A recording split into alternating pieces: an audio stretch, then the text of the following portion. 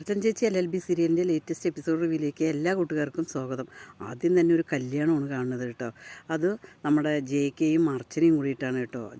അർച്ചനയുടെ മുഖത്തൊക്കെ ഒരു നാണമൊക്കെ വന്നിട്ട് JK താലി എടുക്കുകയാണ്. താലി എടുത്തിട്ട് താലി അർച്ചനയുടെ കഴുത്ത് കെട്ടുകയാണ് കേട്ടോ. അതേസമയം JKയുടെ കണ്ണിലേക്ക് അർച്ചന നോക്കി ഇങ്ങനെ നിൽക്കുകയാണ് കേട്ടോ.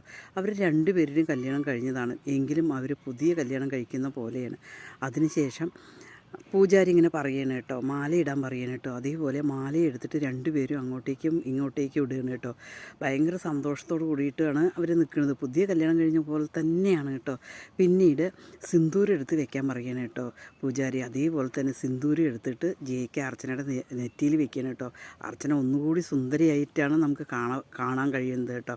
പിന്നീട് അർച്ചനയും JKയും പറയുകയാണ്, ഏതായാലും ശരി, കല്യാണത്തിന് ആരും ഇല്ലല്ലോ, നമ്മൾ മാത്രമേ ഉള്ളൂ, നമുക്കിനി ചെറിയൊരു ഫംഗ്ഷനും വെക്കണം എന്നിങ്ങനെ പറയണം കേട്ടോ. അതെല്ലാം കൂടി കണ്ടിട്ട് പെട്ടെന്ന് തന്നെ മധുബാല ഞെട്ടി എണിക്കുകയാണ് കേട്ടോ. അയ്യോ, ഇതൊരു സ്വപ്നമായിരുന്നു, എന്തായാലും ശരി, അവരെ ഒരുമിക്കാൻ ഒരിക്കലും അനുവദിച്ചുകൂടാ, അതിനെന്തായാലും ഞാൻ ജീവിച്ചിരിക്കുമ്പോൾ നടക്കില്ല, അതിന് എന്തെങ്കിലും വില കൊടുത്തിട്ടും തടയിടണം എന്നിങ്ങനെ മധുബാല ചിന്തിക്കുകയാണ് കേട്ടോ. അതേസമയം മധുബാല ചന്ദ്രയുടെ വീട്ടിലേക്ക് പോവുകയാണ് കേട്ടോ. കോളിംഗ് ബെല്ല് അടിച്ചത് മധുബാലയെ കണ്ടതും ചന്ദ്ര ചോദിക്കും, എന്താ ചോദിക്കുമ്പോൾ JK എവിടെ ഉണ്ടോ? JK എവിടെ ഇല്ല, വിജയശങ്കറെ കാണാനാണ് വന്നത് എന്ന് പറയുമ്പോൾ, അല്ല, ഞാൻ നിങ്ങളെ കാണാനാണ് വന്നത് ചേച്ചി എന്ന് പറയും. ചേച്ചി എന്ന് വിളിക്കുന്നത് നിങ്ങൾക്ക് എന്നെക്കാളും പ്രായം കൂടുതലാണ് എന്ന് പറഞ്ഞിട്ടല്ല, നിങ്ങളോടുള്ള ബഹുമാനം കൊണ്ട് മാത്രമാണ് ഞാൻ ഇന്നലെ ഒരു സ്വപ്നം കണ്ടു, ഒരിക്കലും അവരെ ഒന്നിക്കാൻ വിടാൻ പാടില്ല എന്നിങ്ങനെ പറയണം കേട്ടോ. അത് കേട്ടപ്പോൾ ചന്ദ്രയ്ക്ക് ഭയങ്കര സന്തോഷമാണ് കേട്ടോ. എന്താ വെച്ചാൽ അർച്ചനയുടെ കാര്യമാണല്ലോ പറയുന്നത്. അങ്ങനെ അവർ സംസാരിക്കാൻ കേട്ടോ. ഒരു തരത്തിലും അവരെ ഒന്നിക്കാൻ വിടാൻ പാടില്ല, അതിനെനിക്ക് ചേച്ചിയുടെ സഹായം വേണം എന്നിങ്ങനെ മധുബാല പറയണം കേട്ടോ. അതേസമയം വിജയശങ്കർ ഇങ്ങനെ കാറിൽ ആരെയും കൊണ്ട് പോവുകയാണ് കേട്ടോ. ആരുടെ അടുത്ത് ഇങ്ങനെ ചോദിക്കുന്നുണ്ട്, മോളെ, നിനക്ക് എന്തെങ്കിലും പ്രശ്നങ്ങളുണ്ടോ, നിനക്ക് വല്ല ട്യൂഷന് എന്തിനെങ്കിലും വേണോ, ഏതെങ്കിലും വിഷയത്തിൽ എന്തെങ്കിലും കുറവുണ്ടോ എന്നെല്ലാം ചോദിക്കുകയാണ് കേട്ടോ. അത് ചോദിക്കുമ്പോൾ ആര്യ പറയുന്നുണ്ട്, ഓ, അച്ഛനെ എൻ്റെ കാര്യത്തിലൊക്കെ ഭയങ്കര ശ്രദ്ധയാണല്ലോ എന്നിങ്ങനെ ആര്യ പറയും. അച്ഛനെ ആ ബോധമുണ്ടെങ്കിൽ അന്ന് അവിടെ കുടിച്ച് ആ ഷോയും നാടകങ്ങളും കാണിച്ചത് എൻ്റെ ഒരു കൂട്ടുകാരുടെ അച്ഛൻ അതെല്ലാം കണ്ടു, അവൾ എന്നോട് ചോദിച്ചപ്പോഴേ എനിക്കങ്ങനെ തൊലി ഉരിഞ്ഞു പോയി എന്ന് പറയാൻ കേട്ടോ. അത് കേൾക്കുമ്പോൾ വിജയശങ്കരനാകെ സ്വയം നാണക്കെടുകയാണ്. ഓ, ഇവളിതെങ്ങനെയാണ് അറിഞ്ഞത് എന്ന്. എനിക്ക് അച്ഛൻ ഇഷ്ടമായിരുന്നു, എങ്ങനെയെന്നറിയോ, എൻ്റെ അമ്മയെ പറഞ്ഞനുസരിപ്പിക്കുന്നതും അതുപോലെ നല്ല നല്ല കാര്യങ്ങൾ ചെയ്യുന്നതും ആ അച്ഛനെയാണ് എനിക്കിഷ്ടം എന്നിങ്ങനെ പറയാൻ കേട്ടോ. അത് കേൾക്കുമ്പോൾ വിജയശങ്കർ സ്വയം ചൂളിപ്പോവാണ് കേട്ടോ. അതേസമയം ചന്ദ്ര മധുബാലയെ അകത്തേക്ക് വിളിക്കുകയാണ്, വരും നമുക്ക് അകത്തിരുന്ന് സംസാരിക്കാമെന്ന് പറയുകയാണ്. അതിനുശേഷം ഒരിക്കലും അർച്ചന ഇങ്ങനെ JK കല്യാണം കഴിക്കാനും അതിനൊന്നും പാടില്ല, അതെന്തായാലും നമുക്ക് ഒഴിവാക്കണം എന്ന് പറയുകയാണ് കേട്ടോ. അതേസമയമാണ് വിജയശങ്കറും ആരെയും കൂടി അങ്ങോട്ടേക്ക് വരും. ഇവർ വന്ന് ഇനിയിപ്പോൾ ഒന്നും നടക്കില്ല, ഏതായാലും നമ്മുടെ ഇടയിൽ ഒരാളെയും കൂടി വേണം, അതിന് പറ്റിയ ഒരാളുണ്ട് എന്നിങ്ങനെ പറയുകയാണ് കേട്ടോ. അതേസമയം പുതിയ ചിന്നുവാണ് കേട്ടോ. ചിന്നു കാപ്പി ഇട്ടിട്ടുണ്ട്, അർച്ചനയെ കൊണ്ടുപോയി കൊടുക്കണം കേട്ടോ. ആ, മോള് കാപ്പി ഇട്ടോ ചോദിക്കും. ആ, നല്ല കാപ്പിയാണല്ലോ എന്ന് പറഞ്ഞിട്ട് അർച്ചന കാപ്പി കുടിച്ചിട്ട് വരികയാണ് കേട്ടോ. അതേസമയം എവിടെ രമ്യ ആരെയും കാണാനില്ലല്ലോ എന്ന് പറയണം. അവർ അമ്പലത്തിൽ പോയതാ തോന്നുന്നു എന്ന് ചിന്നു പറയണം കേട്ടോ. അത് കേട്ടുകൊണ്ട് വന്നിട്ട് രുക്ക് പറയും, എന്താ നീ പറഞ്ഞത്, അവർ അമ്പലത്തിൽ പോവില്ല എന്നല്ലേ നീ പറഞ്ഞത് എന്ന് ചോദിക്കുക. ഞാൻ അങ്ങനെയൊന്നും പറഞ്ഞില്ലല്ലോ പറയും.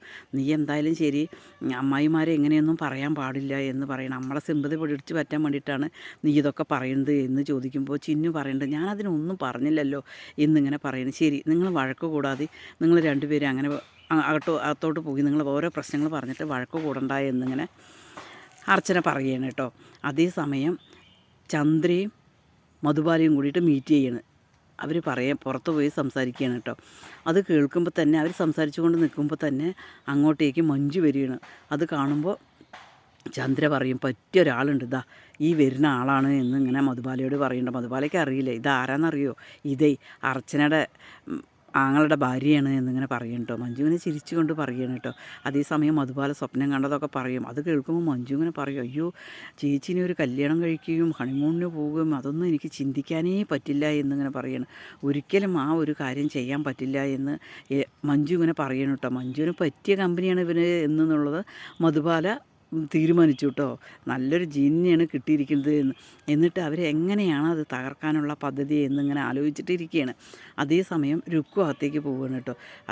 അച്ചു അവിടെ ഉണ്ടാകും. ഇത് ഞാൻ ടീഷർട്ട് ഇട്ടിരിക്കുന്നത്, എൻ്റെ ഡ്രസ്സൊന്നും നീ തേച്ചിട്ടില്ലല്ലോ, എന്താ നീ തേക്കാത്തേ എന്ന് ഇങ്ങനെ ചോദിക്കുകയാണ്.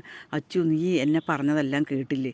നിനക്കിപ്പോൾ എന്നെ എന്ത് പറഞ്ഞാലും ഒരു ഇതും ഇല്ലാലേ എന്ന് ചോദിക്കുക.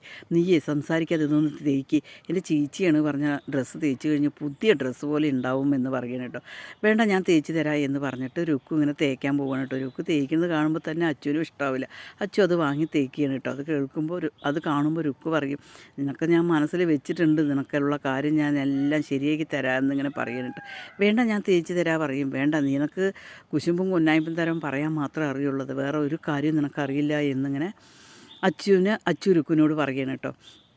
അതേസമയം ജേക്കയുടെ ടീച്ചറമ്മ അങ്ങനെ പണിയെടുക്കുകയാണ് കേട്ടോ. അടുക്കളയിലൊക്കെ പണിയൊക്കെ കഴിഞ്ഞിട്ട് തൂത്തുവാരിയാണ്.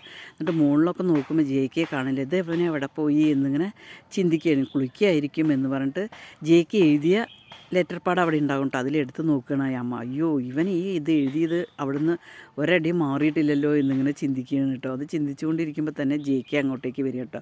എന്താ അമ്മയെ നോക്കുന്നത് ചോദിക്കുക. അല്ല, നീ എഴുതിയതെന്ന് ഒരടി മാറിയിട്ടില്ലല്ലോ എന്ന് പറയും. എല്ലാം ശരിയാവും അമ്മേ എന്നിങ്ങനെ ജേക്ക അമ്മയോട് പറയുകയാണ് കേട്ടോ. ഈ ചാനലൊന്ന് സബ്സ്ക്രൈബ് ചെയ്ത് സപ്പോർട്ട് ചെയ്യണേ.